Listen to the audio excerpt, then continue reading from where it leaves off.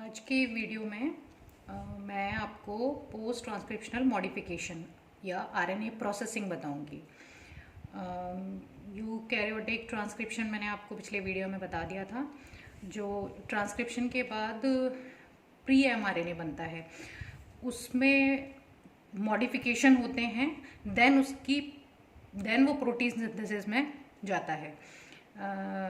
सबसे पहले RNA processing की क्यों जाती है। अब जैसे न्यूक्लियस में ट्रांसक्रिप्शन हुआ, आरएनए डीएनए से प्री एमआरएनए बन गया, तो वो जो प्री एमआरएनए है उसमें वो डायरेक्टली ऐसे ही न्यूक्लियस से साइटोप्लाज्म में चला जाएगा प्रोटीन सिंथेसिस के लिए। तो उसको भी जो साइटोप्लाज्म में एंडोन्यूक्लियसेस वगैरह जो भी होते हैं एंजाइम्स, वो उससे वो डिग्रेड होने का चांस रहता है।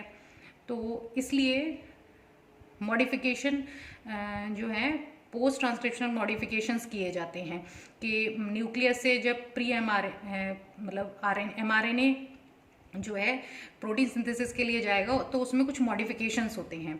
तो ये मॉडिफिकेशन क्या है, जिन्हें हम आरएनए प्रोसेसिंग, जिसे हम आरएनए प्रोसेसिंग भी कहते हैं। इसमें पहला है 5 प्राइम कैपिंग। 5 प्राइम एंड पर कैपिंग की जाती है। 3 प्राइम पर पॉली एडेनाइलेशन किया जाता है या पॉली ए टेल फॉर्मेशन होता है।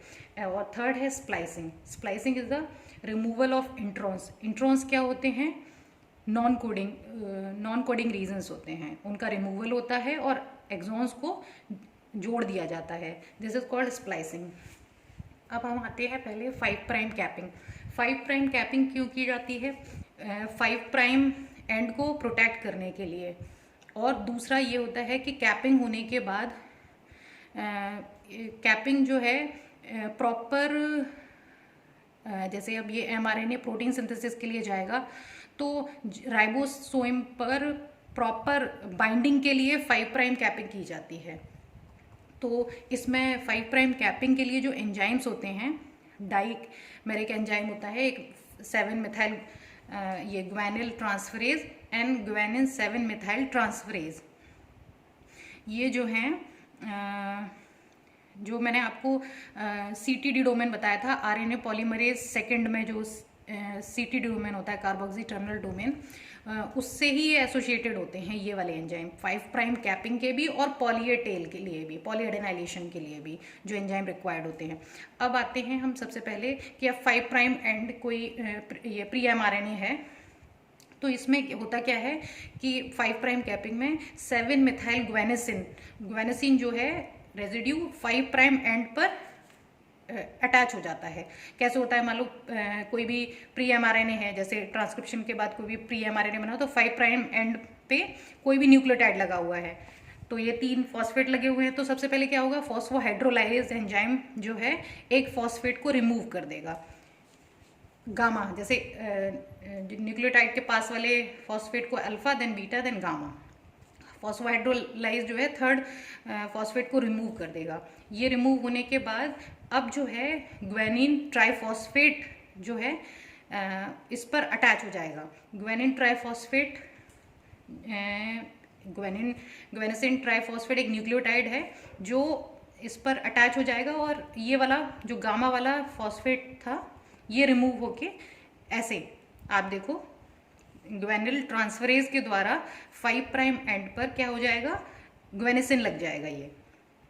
अब नेक्स्ट क्या होगा कि अब 7 मिथाइल जो ग्वेनिन 7 मिथाइल ट्रांसफरेज एंजाइम है, अब मिथाइल ग्रुप यहाँ पे ग्वेनिन पे अटैच होगा। तो ये मिथाइल ग्रुप आएगा कहाँ से? मिथाइल जो ग्रुप आएगा इसका डोनर होगा एस एडेनोसिल मिथ्योनिन, ये मिथाइल ग्रुप डोनर है।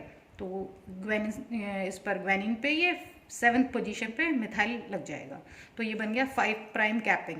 5 प्राइम कैपिंग होती है 7 मिथाइल ग्वेनेसिन, ये हो गई 5 प्राइम कैपिंग। तो कैपिंग किस लिए की जाती है? प्रोटेक्शन के लिए और प्रॉपर एमआरएनए की राइबोसोम पर बाइंडिंग के लिए।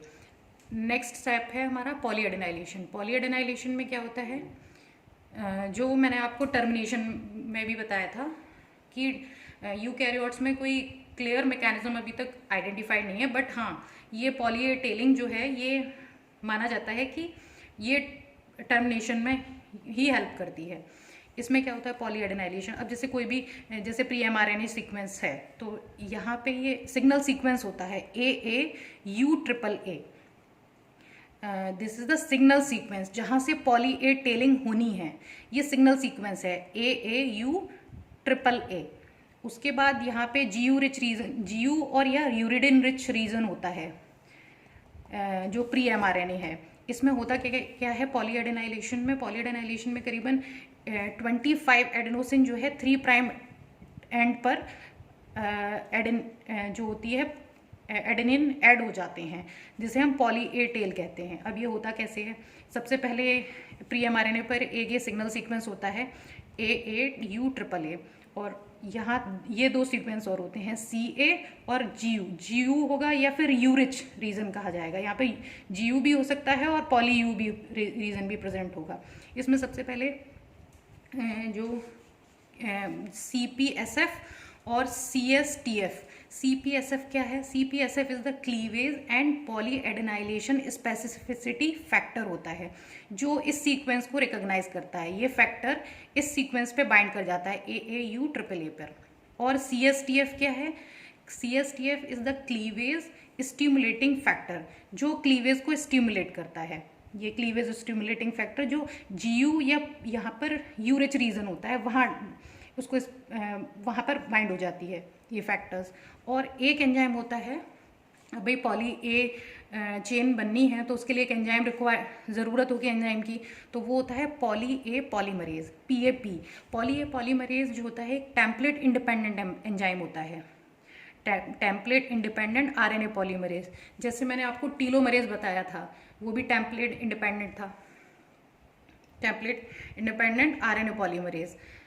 ये भी ऐसे ही template independent poly A polymerase होता है जो पॉली ए टेल का फॉर्मेशन करता है। तो सबसे पहले यहाँ अब क्लीवेज कहाँ होना है, तो उसके लिए ये cleavage and poly adenylation specific factor यहाँ लग जाता है और CSTF ये लग जाता है। और ये जो है PADP ये है पॉली एडेनाइलेट बाइंडिंग प्रोटीन, ये PAP पर अटैच हो जाती है, ये पूरा सेटअप हो जाता है, देन पॉली एडेनाइलेशन होता है। क्लीवेज और ये CPSF और CSTF ये भी जो है CTD डोमेन जो होता है उससे एसोसिएटेड होते हैं ये वाले दोनों फैक्टर्स। अब पॉली ए टेल क्या करेगा, पॉली एडेनाइलेशन होगा पॉली ए पॉलीमरेज के द्वारा। और ये जो AAU-AAA सीक्वेंस होता है ये हमेशा जो क्लीवेज साइट होती है उसके अपस्ट्रीम प्रेजेंट होता है। ये मतलब 10 to 30 बेस पेयर जहाँ पर क्लीवेज होना है, मतलब कट लगना है, उसके बाद पॉली एडेनाइलेशन हो जाता है। तो इस तरीके से ये AAUA और देन पॉली ए टेल।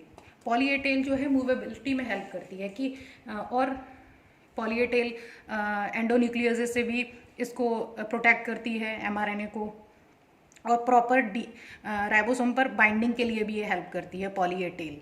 तो इस तरीके से ये पॉली ए टेलिंग हो जाती है।